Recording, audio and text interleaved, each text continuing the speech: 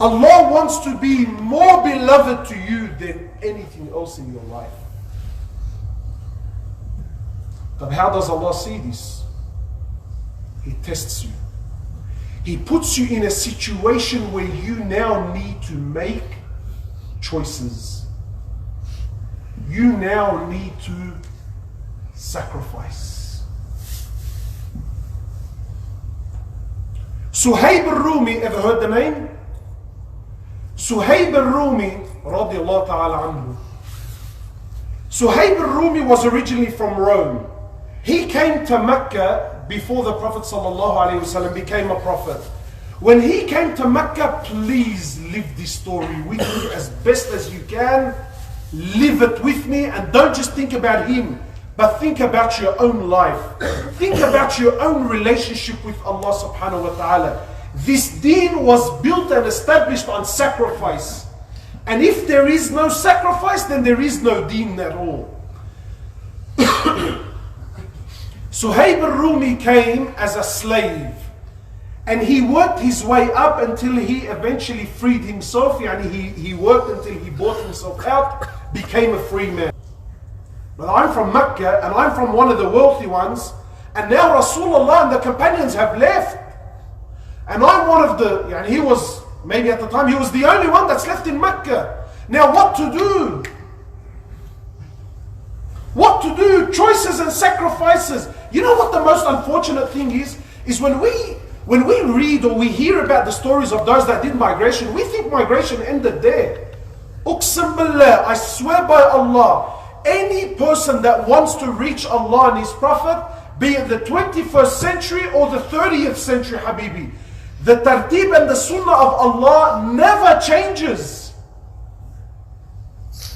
If you want Allah, you have to sacrifice, and there will come a point in time, guess what? You have to migrate. You may not have to migrate from one country to another, but you may have to leave one town for another. Sacrifices. So now Suhayb al-Rumi, bro, what am I going to do? He gathered all of his wealth, buried his wealth by himself, prepared himself at night, mounted on his horse, and in secret, he's fleeing and he's going to Medina. What an amazing story. As he's leaving, he's on the outskirts of Mecca. He's ambushed by a battalion, maybe about 25 Meccans, non-believers, and they surround him. These are the stories of your fathers. These are the people that you will meet, inshallah. You will meet these people on the day of resurrection. You know their stories. Wallahi, I just panic and I fear. What stories do we have for them, man? So now Suhayb al-Rumi, he's ambushed. It's dark, he's alone, and he's fleeing to Rasulullah sallallahu alayhi wasallam, and now he's surrounded by a battalion of the people of Mecca, and they surrounded him. And now listen to the conversation. They said to him, "Oh Suhayb, where are you going?" What, you think that they didn't know? They knew exactly what was happening. So they said to him, "Oh Suhayb, where are you going?" Khalas, now Suhayb realizes, look, I'm caught red-handed, what do I do? So Suhayb says, "I'm going to Rasulullah sallallahu alayhi wasallam." Khalas, the cat's out of the bag now. So now they say to him what? They said, "Oh Suhayb, do you think we're going to let you leave Mecca and go to Muhammad just like that? Didn't you," now they're reminding him like many people remind you. "Suhayb, didn't you come to us a slave?" He said, "Yes." "Didn't we allow you, O Suhayb, to live amongst us and work until eventually you free yourself?" He said, "Yes." "Suhayb, didn't we allow you to trade in our market and buy and sell until you became one of the wealthiest amongst us, Suhayb?" He said, "Yeah, you did." They said, "Suhayb, do you think we're going to let you go and take our money with you?" So Suhayb says to them what? Look at their fathers. Suhayb says to them, he says, look, I'll give you guys an ultimatum. Imagine one man is speaking to a battalion, telling them, look, I'm going to give you an ultimatum. He said, one is, I tell you where I've buried all of my wealth. How much? How much? Oh. Yeah. Today you give $1,000 at a fundraising dinner. Yeah. You don't know who you want to mention the story to. You don't know who you want to mention the story to. And you never forget it either. Habibi, I used to hear, brother, my father put money in that place. Wow. We pass on our stories from father to son. So Suhayb says to them, look, I'll tell you where all my money is buried. Take it and let me go. They said to him, and what's the other option? He said, the other option is this. He says, I have a bag of arrows on my back. And Suhayb was a very good archer. He said, I swear by Allah, I will shoot arrow after arrow and you will fall man after man until there's no arrows left. Then I will withdraw my sword and I will swing it till either I kill you all or you kill me. So if you want to dance, let's dance, Habibi. I got my dancing shoes on. Take all my wealth, or let's do this. So they said, no, Suhayb. Go, Habibi, tell us where the money is. He tells them this happened alone. And then he migrates to Rasulullah sallallahu alayhi wa sallam. When he gets to Medina, the Prophet sallallahu alayhi wa sallam runs out to greet him and says to him, Rabih al-bay' Aba Yahya. Rabih al-bay' Aba Yahya. What a successful transaction, Abu Yahya, that was his kunya. What a successful transaction you made with Allah. Suhayb al-Rumi is thinking, what transaction? This happened in Makkah, I was alone. How did you know about it? Who revealed it to you? Allah was so pleased that Allah Jalla Jalaluhu reveals this to Muhammad sallallahu alayhi wa sallam to teach this ummah that this deen doesn't come for free. Sacrifices need to be made to taste the sweetness of Iman.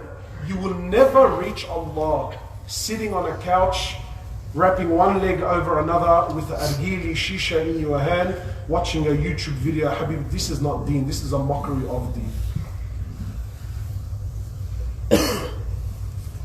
When Musab bin Umayr, ever heard the name? Musab bin Umayr embraced Islam. Were the young boys. Listen to this. Musab bin Umayr accepted Islam when he was, I think, 14 years of age. 14. Musab was one of the wealthiest people of Mecca. One of the wealthiest. His mother was, in our terms, multi. In fact, so rich was Musab, he was known for his perfume. If Musab walked through a street, you could smell his fragrance for hours after. Musab's clothes were handmade, 100% silk that used to come from Persia and from Rome and from... Everything Musab did was extraordinary, flamboyant. He was the pin-up boy of Mecca. Every girl, every woman wanted to be with Musab bin Umayr. Today we love that Musab, but not the Musab that came after. When Musab became Muslim, the first thing his mother did is she withheld all of her money from him. He said to her, keep it all. Keep it all. Musab was the one whom the Prophet sent to Medina at the age of 15. How old was he?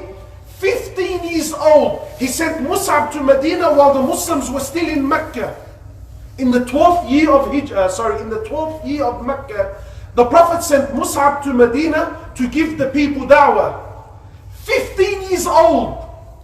Today the brother's 45, he tells me, brother, I don't know what to do for deen, man. 45. Musab was 15, been Muslim for maybe a year, 2 max. And the Prophet sends him alone to Medina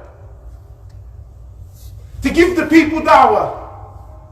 Within 1 year in Medina, there wasn't a single house in Medina except there was a Muslim in it because of Musab bin Umayr. 15 years of age. The greatest Ansari companion, in my opinion anyway. The greatest Ansari companion, what's his name?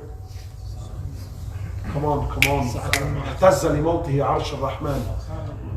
Sa'd bin Mu'adh radiallahu ta'ala anhu. Sa'd bin Mu'adh, a man who was Muslim for 7 years and then died. When he died, authentic hadith, the Prophet sallallahu alayhi wa sallam said, اهتز لموته عرش الرحمن. Rasulullah said that the throne of Allah shook when Sa'd bin Mu'adh died. Sa'd became Muslim on whose hands? Whose hands? Musab bin Umayr, 15 years old. Musab died in what battle, my brothers? Uhud. Nice. Some of the brothers are on board here. Musab bin Umayr died in Uhud. When Musab died, how old was he? Anyone know? 17. 17 years of age. And when he died, he was so poor that the only garment he had wasn't even enough to cover his body for them to bury him in.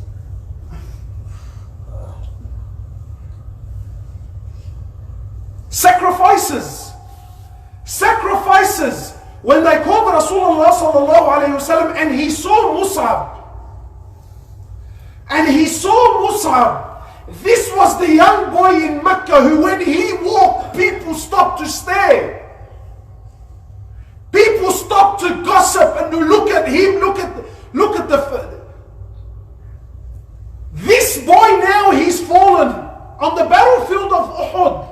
Doesn't even have enough material to cover himself so we can bury him in it. When Musab bin Umayr, when he was in Medina, in the 2 years when the companions had come, when he was in Medina, he reached such levels of poverty that the only thing he had to wear in the peak of summer was the skin of a dead sheep. And sometimes he would walk into the masjid, the companions couldn't bear to sit next to him because of the smell of the skin. Sacrifices.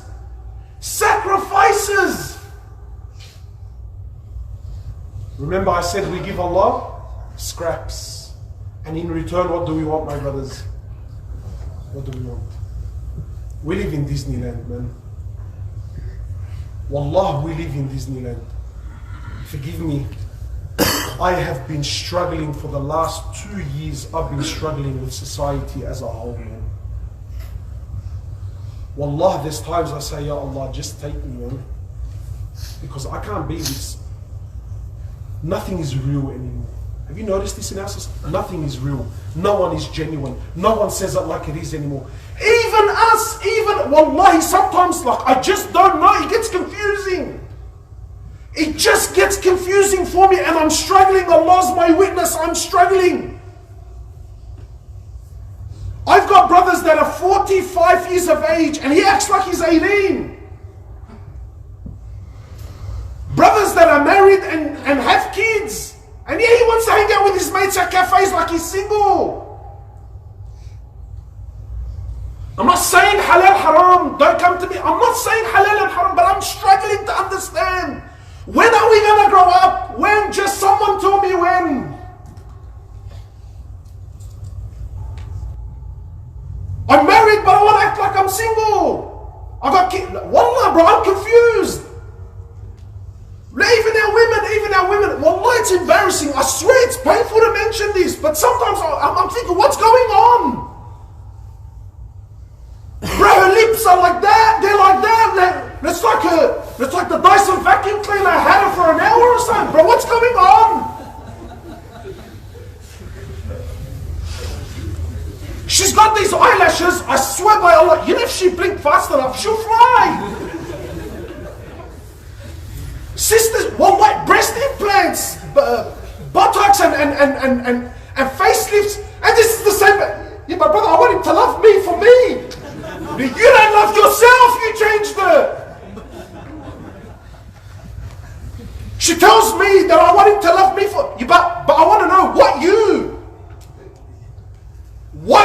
do you want him or me? Like, just tell me, someone explain, what you do you want me to love? The you that even you couldn't look at? Nothing is real, bro. Nothing is real anymore. No one says it like it is.